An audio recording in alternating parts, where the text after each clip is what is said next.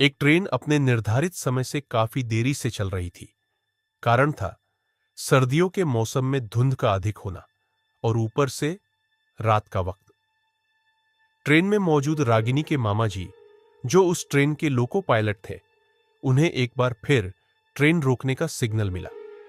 दरअसल आने वाले स्टेशन पर एक ट्रेन सिग्नल न मिलने के कारण पहले से ही खड़ी थी।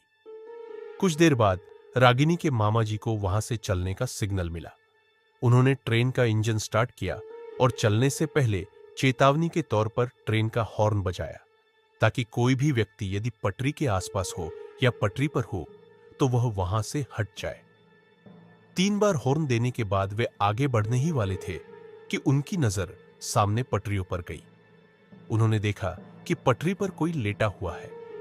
धुंध की वजह से साफ दिखाई नहीं दे रहा था, मगर ट्रेन की लाइट से इतना पता चल रहा था कि कोई सफेद कपड़े पहने पटरियों पर लेटा है।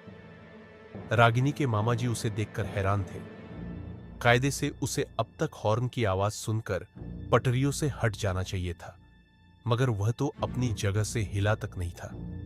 रागिनी के मामा जी ने विंडो से आवाज लगाई, अरे भाई, हॉर्न की आवाज सुनाई नहीं दे रही क्या? चलो अब हट भी जाओ पटरियों से।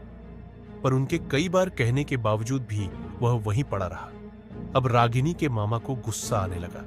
वे मन ही मन सोच रहे थे, कैसा आदमी है यह, इतनी तेज हॉर्न की आवाज से भी इसे फर्क नहीं पड़ा। गुस्से में वे ट्रेन से नीचे उतरे और उसकी ओर बढ़े।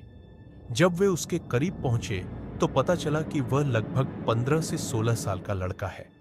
रागिनी के मामा जी ने फिर कहा, तुम्हें मेरी ही ट्रेन मिली थी मरने के लिए? यह कहते हुए वे आगे बढ़ने ही वाले थे कि अचानक वह लड़का एकदम से खड़ा हो गया। उसे खड़ा होते देख रागिनी के मामा जी भी वहीं रुक गए। वह लड़का अजीब सी चाल में उनकी ओर बढ़ रहा था। पहले तो उसने अपना चेहरा नीचे झुकाया हुआ था और मुंडी को टेढ़ा करके उनकी ओर आ रहा था।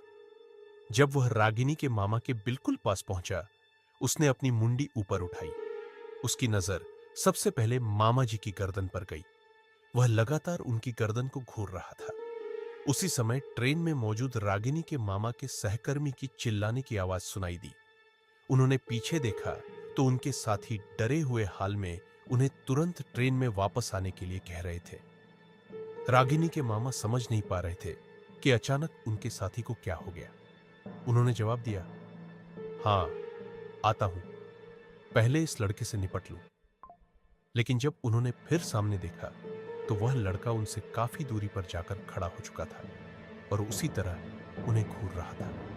अब देर हो चुकी थी और मामा जी ज्यादा समय नहीं गंवा सकते थे, इसलिए वे वापस इंजन में पहुंचे।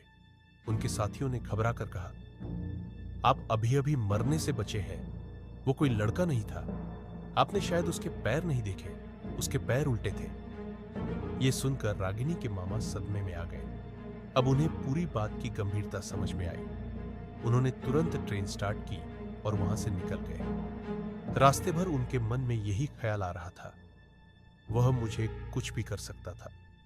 तभी उन्हें याद आया कि वह लड़का लगातार उनकी गर्दन की ओर देख रहा था। उन्होंने अपनी गर्दन छुई तो पाया कि उनके गले में बजरंग बली का लॉकेट था। उन्हें एहसास हुआ कि शायद उसी की वजह से उनकी जान बच गई। तो दोस्तों, इस कहानी में इतना ही। अगर आपको कहानी अच्छी लगी हो तो चैनल को सब्सक्राइब करके जाना।